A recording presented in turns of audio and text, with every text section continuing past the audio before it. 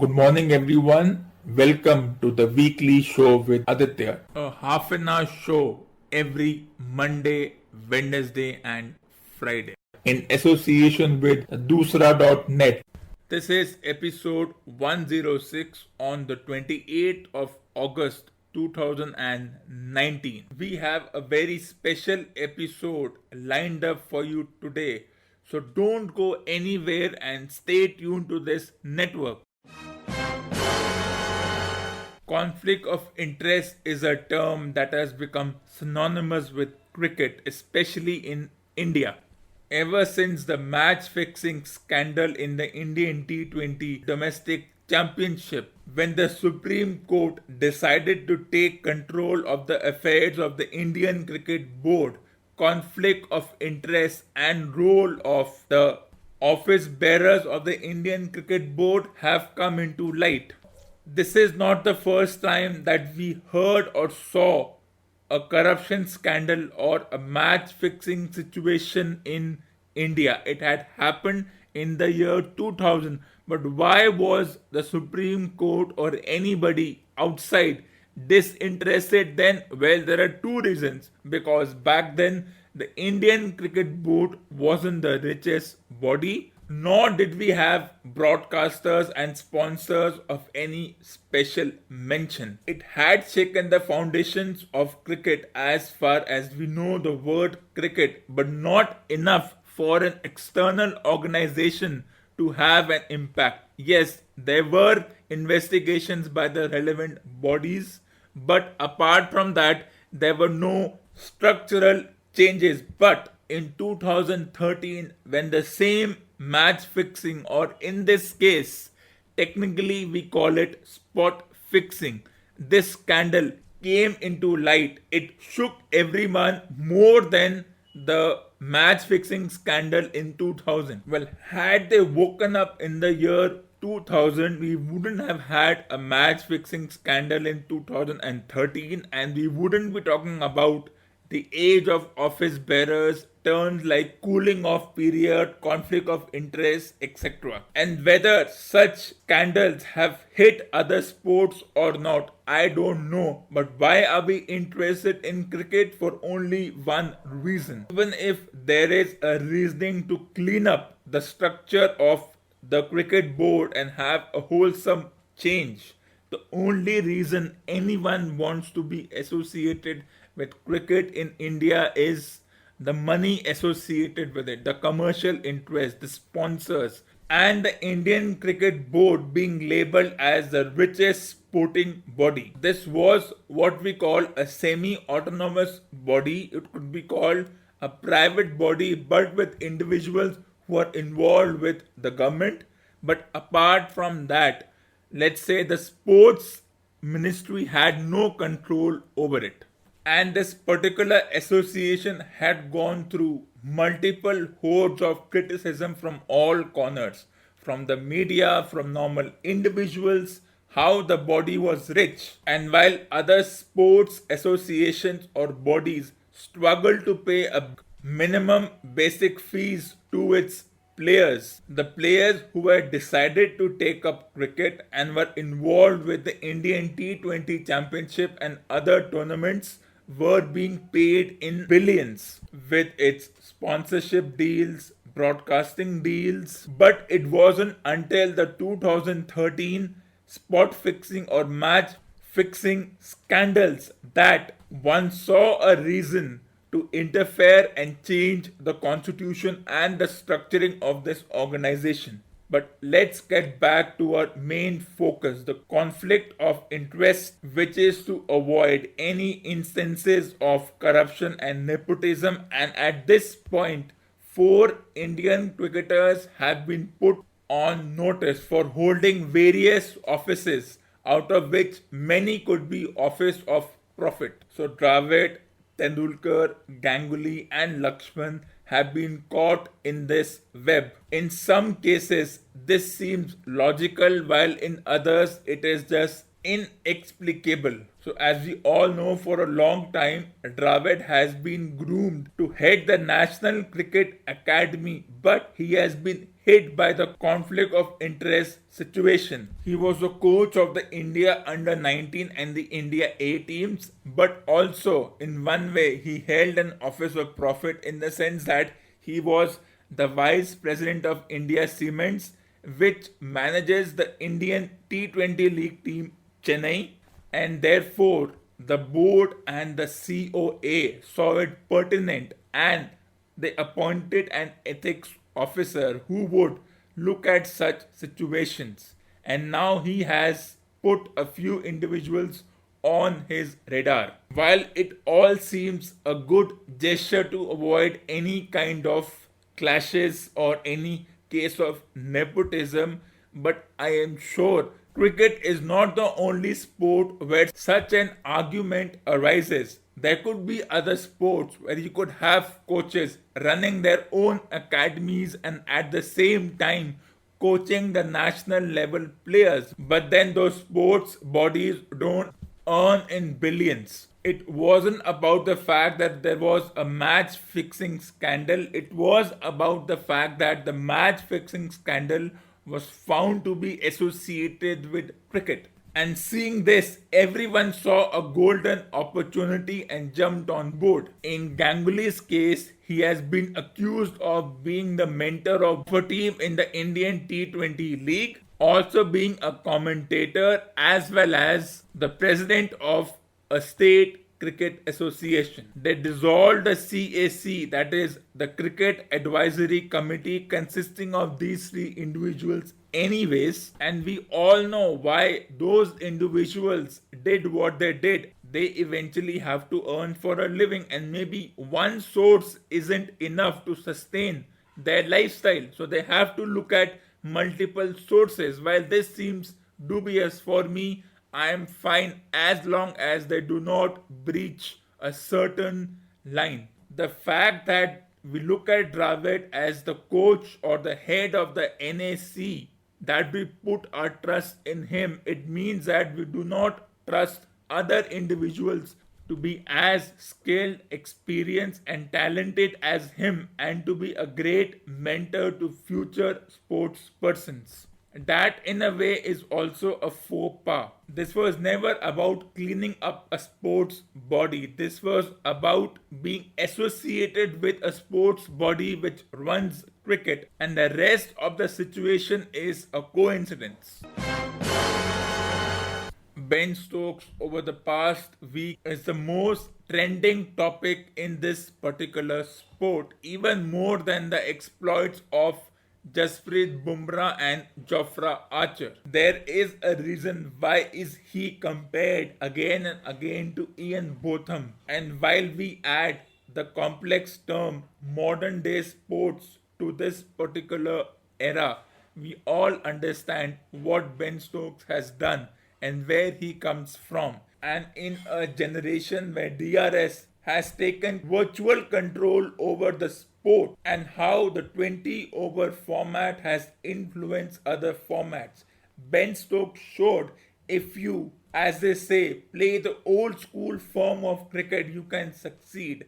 As I said in my previous episode, he was on 3 runs of 70 balls, and then when he started losing partners, he decided to explode, and Australia were stunned. They had no answer to what a Ben Stokes was doing, and his influence was to such an extent that the opposing captain erred in taking the DRS calls. And at one point of time, when Ben Stokes was out and when the umpire gave him not out, Australia didn't have any reviews. And my question is, why do we have only 2 reviews?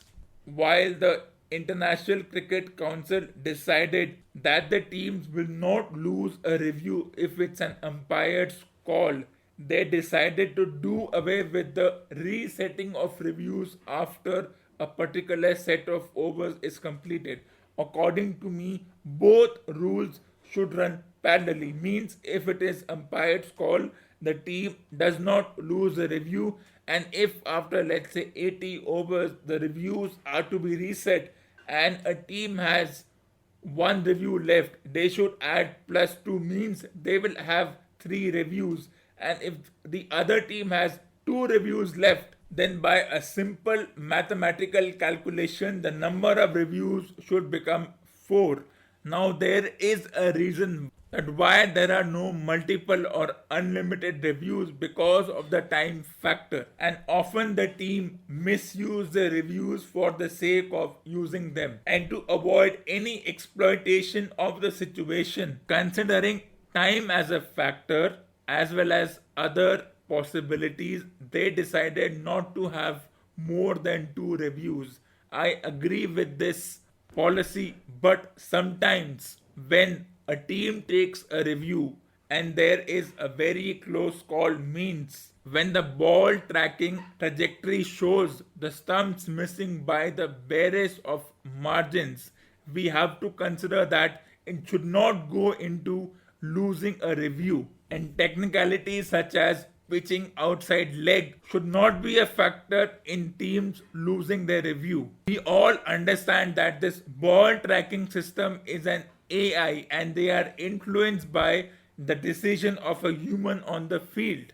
And while the decision of the human on the field is in a split second mode, the ball tracking takes its time. And things like inside edges means the team loses a review. While we can criticize or praise the umpires, we have to understand that the umpire doesn't have the luxury of replays or slow motion replays like the commentators or the individuals who create this ball tracking system for the third umpire. And nor should the captain or the team overall be criticized if they take a DRS call and later on it shows that it was either missing the stumps, or it was umpire's call, or it was pitching outside leg, or we had an inside edge.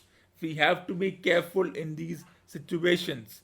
Teams cannot lose review because the ball touched a batsman's bat before it touched the pad. And keeping these scenarios in mind, reviews should not be lost. Lost reviews cannot be directly proportional to a punishment of a team erring in deciding to take a review. We have to take into context the situation the umpires and the players are in. So for me, reviews should not be lost. But now let's come back to Stokes. One individual who can take some solace from the way Stokes played is the second best all-rounder at this point. And by that I mean the second best fast bowling all-rounder at this point in time, which is the one and only Hardik Pandya. Both Stokes and Pandya have a similar thought process. They are aggressive, they are your in-face individuals. In fact, now this is in the past. We have to remember that both these individuals were suspended because of off-field actions and had to miss a major chunk of their career. But both have come back strongly. While Pandya was a reckoning force in the World Cup, Stokes took it one level up by making sure that he was the last man standing when the team won the World Cup. In fact, he was the one who tied the game, and then it was left to the young Turk in Jofra Archer to finish the game. Pandya, who has been rested from the West Indies tour, should look at the matches and the way Ben Stokes played and realize that such kind of heroics are expected from him as well. In fact, he is expected to do the same and be at par with him, so that 50 years from now, when these individuals sit in their houses and enjoy a cup of tea, they will be remembered as the greatest all-rounders, which would have left the likes of Kapil Dev, Ian Botham, Richard Hadley, Imran Khan behind. And while Stokes has done enough, Pandya still has to do a lot of work, and he will only do if he is given more opportunities. While a few individuals will argue this very fact that Hardik Pandya doesn't have the maturity to play in this manner. And let me remind you that even when Ben Stokes started playing, he hadn't lit the house on fire. But over the past 1.5 years, and after a certain period of sabbatical, Stokes has realized that he has to contribute and not be involved in any unnecessary off field activities. And he has done exactly that. While we can argue that whether Pandya is a batting all rounder or a bowling all rounder, the term which I find highly offensive, we do not associate the same with Stokes. Stokes comes and bowls 15 overs, takes 4 wickets, and then immediately comes when his team is in trouble and bats with the last batsman to take the team home. So my question is, why can't Hardik Pandya do the same? I want to ask Pandya critics a question. What does he lack? Fitness? Maturity? What? Please tell me, what exactly does he lack? Or are you so infatuated and blinded by the emotions associated with Kapil Dev that you are not able to see Hardik Pandya in the same light? Well, this is nothing but arrogance. First things first, we need to stop comparing the two individuals, and let's forget the fact that they were born in different eras.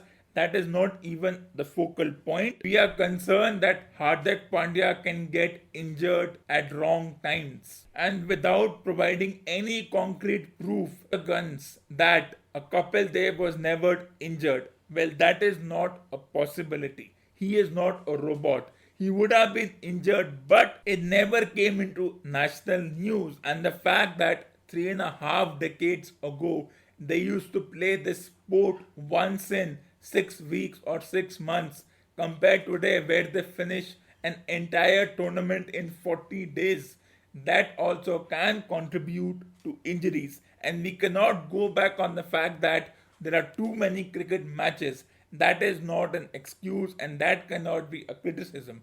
Injuries are a byproduct of a sport, and you have to live with it. If you have decided to take up sports as a profession, then the fact that you could be injured anytime comes as a package. And while we can dote on a few individuals' fitness prowess, we understand that we cannot just make injuries as an excuse so that we do not promote Hardik Pandya as the next best thing. Let me tell you, he may do something special, and when he does, then those who are heavily criticizing him will lose their job. In fact, India is blessed to have two all-rounders. You must have heard me say this in my previous episodes.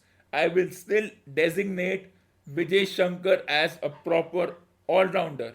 And I have said this before, if we can give that category to a Mohinder Amarnath or a Madan Lal, then Vijay Shankar has more talent than the three of those together. And the only transition that we need right now is a transition in the commentary box. We need new, fresh faces, which means a certain broadcasting experience is important, along with the fact that you have played a few matches in your career. Only being a former sports person cannot be a factor for becoming a commentator, and this has to be enforced seriously. This brings to an end part 1 of this episode. Stay tuned for part 2, which will begin shortly.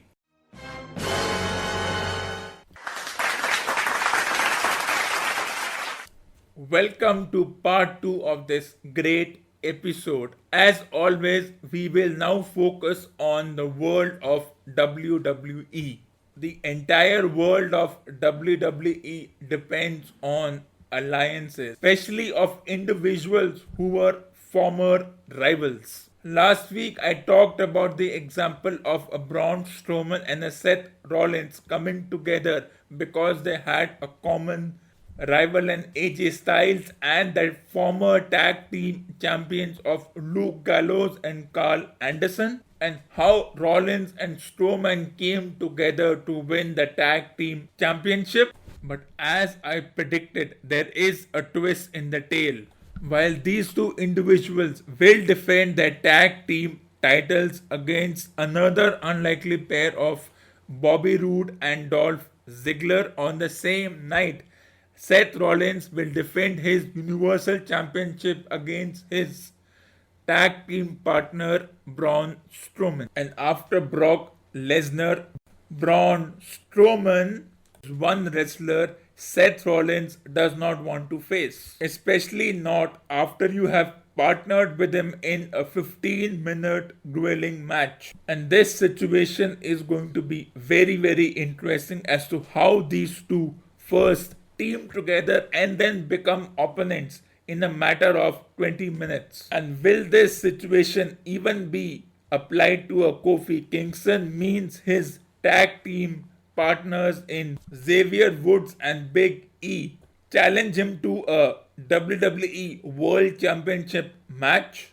Randy Orton, who is scheduled to face Kofi Kingston for the World Championship match, has been taking out his frustration at Kofi Kingston at his New Day partners. And how long will those two tolerate this kind of sneak attack? So I am very intrigued as to where this story goes. With WWE, you never know what comes. No matter how predictable, they manage to come up with a few gems. And the King of the Ring tournament is turning out to be very, very interesting. We have an exciting lineup of quarterfinalists, and next week I will fill you on the same. This ends the WWE section of our program. Stay tuned for part 3.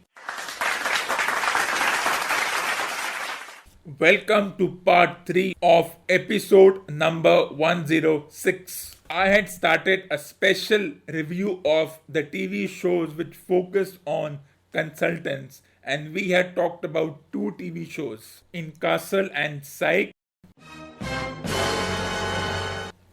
Today we will talk about the TV show The Mentalist. The main character in this TV show is Patrick Jane. As the theme of the other TV shows is he joins a police organization, and for personal reasons he joins an organization called CBI. And yes, this CBI is not the Central Bureau of Investigation, but a fictional wordplay on the FBI. In this case, CBI means California Bureau of Investigation.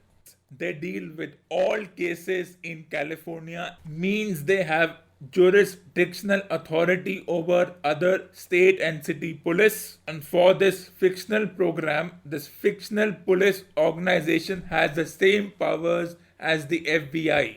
Our main character, Patrick Jane, joined the organization post the death of his daughter and wife. He convinces the authorities to take him on as a consultant, as he impresses them all with his astute powers of observation. But as we all know, they all have a secret reason for joining. He has joined this organization because he has to avenge the death of his wife and daughter. And by joining the CBI, he can use the police resources to locate the fictional villain whom they have named Red John. Now we have to understand, where did this Red John come from? So we have to go into Patrick Jane's past before he was a consultant. So before he was a consultant, he used to be a psychic, means he used to fool people by saying that he can talk to their dead relatives. And in one of these televised shows, he insults Red John. And then we know what happens. And throughout the various episodes, we see him confronting Red John's accomplices, who do not reveal who Red John is, but they play mind games with him. And he also tries to do the same, but that Red John is always one step ahead of him. As you would have understood by now, these consultants do not follow any particular police procedure which the police have to conform to. so they can go about solving cases in unorthodox, and sometimes they have to do things which can be called breaking the law, but they do not care because they have the police department by their side, and so does Patrick Jane. His main focus is to catch Red John, but since he is now consulting with them, he helps them close cases in unorthodox manner. But his focus always remains on catching Red John.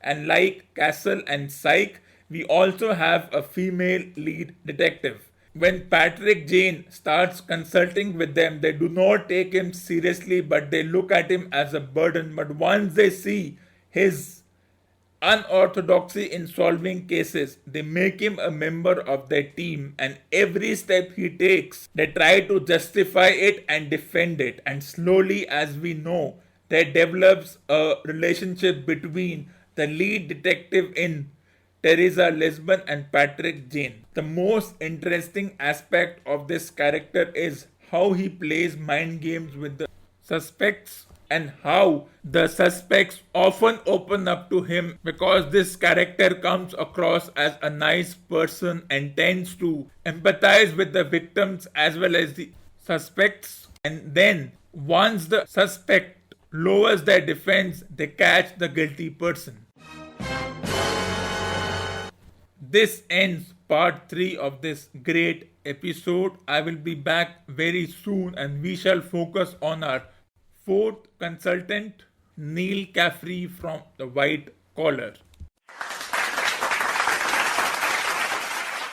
This brings to an end episode 106 on the 28th of August 2019, and thank you very much for listening to this episode.